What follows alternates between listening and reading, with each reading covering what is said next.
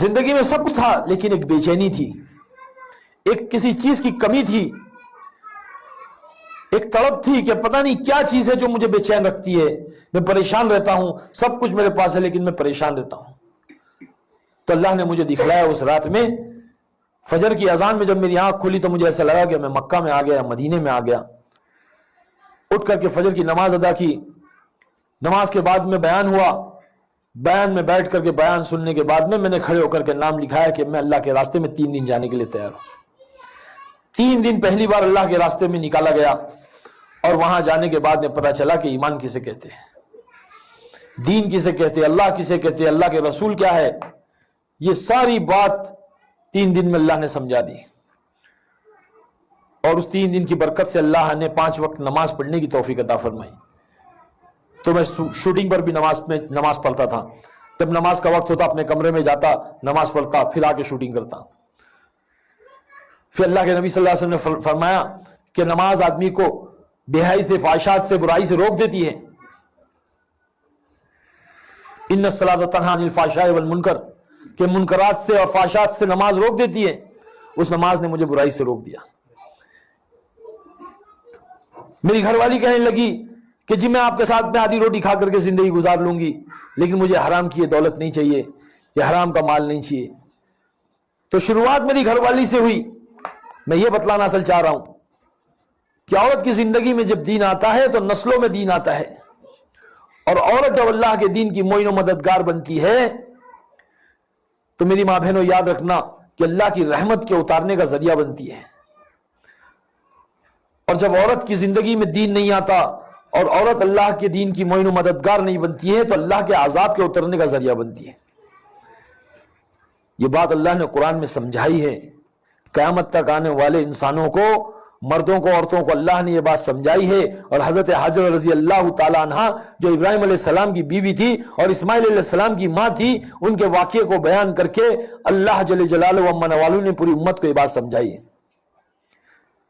کہ عورت اللہ کے دین کی معین و مددگار بنے گی تو اللہ کی رحمتوں کے، برکتوں کے، اور جو ہے سکینہ کے اور ساری چیزوں کے اترنے کا ذریعہ بنے گی، ہدایت کے اترنے کا ذریعہ بنے گی۔ تو اللہ نے حضرت علیہ السلام کا واقعہ بیان کیا، میں مختصر سمجھا دوں کہ جب عورت اللہ کے دین کی معین و مددگار بنتی ہے تو کیا ہوتا ہے۔ تو حضرت علیہ السلام کا واقعہ اللہ نے بیان کیا کہ جب ابراہیم علیہ السلام اللہ کے حکم سے اپنی بیوی اور بچے کو ایک جو ہے چٹیل میدان میں صفا اور مروہ کے درمیان چھوڑ کر کے جانے لگے تو اس نے ایک بیوی نے پوچھا کہ او جی کہاں جاتے ہو،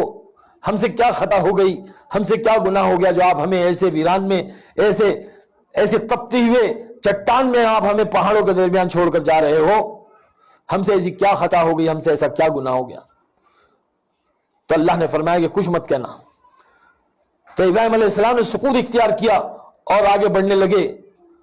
تو پیچھے دوڑی ہوئی آئی اور کہنے لگی کیا آپ کے اللہ کا حکم ہے؟ تو اللہ نے کہا کہ کہو ہاں ہاں میرا حکم ہے، اللہ کا حکم ہے۔ تو ابراہیم علیہ السلام نے کہا کہ ہاں اللہ کا حکم ہے۔ تو انہیں ایک بیوی کہنے لگی تو پھر آپ بے شک جائیں، آپ جائیں، جو اللہ آپ کے ساتھ ہمیں پالتا ہے وہ اللہ آپ کے بغیر بھی ہمیں پال سکتا ہے۔ اور ابراہیم علیہ السلام اپنی بیوی اور معصوم بچے کو، شیرخوار بچے کو جو ماں کی گود میں ہے، ایسے بچے کو چھوڑ کر کے تپتی ہوئی دھوپ میں اور چٹانوں کے درمیان اور پہاڑوں کے درمیان چھوڑ کر چلے گئے۔ جب اسماعیل علیہ السلام پیاس کی شدت سے رونے لگے، تڑپنے لگے، بلکنے لگے تو ماں کا کلیجہ بھر آیا اور ماں نے اسماعیل علیہ السلام کو زمین پہ رکھ کر کے جو ہے پانی کی تلاش میں دوڑی ہے، کبھی صفا میں جاتی، کبھی مروہ میں جاتی، کبھی صفا، کبھی مروہ، کبھی مروہ، کبھی صفا، ایسے دوڑ لگائی۔ اللہ کو اپنی بندی کی ادا اس قدر پسند آئی، اس قدر پسند آئی کہ اللہ نے قیامت تک آنے والے حجوں کے لیے ارکان حج بنا دیا کہ اب ہر کوئی جب وہاں جائے گا تو وہ ادا کر کے دکھائے گا۔ عورتوں کو نہیں دوڑنا ہے، کہا کہ صفا اور مروہ کے درمیان عورتوں کو نہیں دوڑنا ہے، کیونکہ عورتوں کے حصے کی دوڑ حضرت حاجرہ نے لگا لی، حضرت حاجرہ رضی اللہ تعالیٰ عنہ نے لگا لی، اب مرد دوڑیں گے۔ تو صفا اور مروہ کے درمیان ہر مرد دوڑ لگاتا ہے۔ تو حضرت علیہ السلام جب دوڑ لگا کر کے دیکھا کہ جو ہے پانی نہیں ملا، مایوس ہو گئی، پریشان ہو گئی اور بدحال ہو کر کے اپنے بچے کے پاس لوٹی ہے تو کیا دیکھتی ہے کہ اسماعیل علیہ السلام معصوم بچے اپنی ایڑیوں کو رگڑ رہے ہیں، اور جس جگہ ایڑیاں رگڑی ہیں وہاں سے پانی کا چشمہ پھوٹا، اور ایسا زبردست پانی کا چشمہ پھوٹا، دیکھ کر کہنے لگی زمزم زمزم ٹھہر جا ٹھہر جا۔ وہ کہاں سے ٹھہرتا؟ وہ تو اللہ کا امر تھا، وہ تو اللہ کا حکم تھا جو قیامت تک کے اللہ نے نکال دیا۔ علماء اکرام کہتے ہیں کہ ایسا زبردست پانی ہے جس کی قیمت جنت کے پانی سے بھی زیادہ جو ہے قیمتی ہے، کیونکہ فرمایا کہ جب حضور پاک صلی اللہ علیہ وسلم کا سینہ چاک کر کے آپ کے دل کو نکالا گیا تھا اور آپ کے دل کو دھویا گیا تھا تو جبرائیل علیہ السلام ساری چیزیں جنت سے لے کر آئے تھے، لیکن پانی جو لیا تھا وہ زمزم کا لیا تھا۔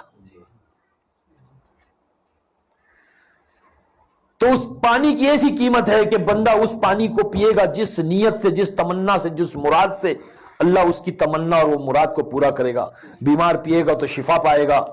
پریشان حال پیے گا تو پریشانی دور ہو جائے گی، بے روزگار پیے گا تو اس کو اللہ روزی دے گا، اور جو جس تمنا اور مراد کو لے کر اس پانی کو پیے گا اللہ اس کی وہ تمنا اور مراد کو پورا کرے گا، بشرطے کہ اس کا یقین پورا ہو۔ تو ایک عورت کی قربانی کی وجہ سے اللہ نے سب سے پہلے پانی دیا،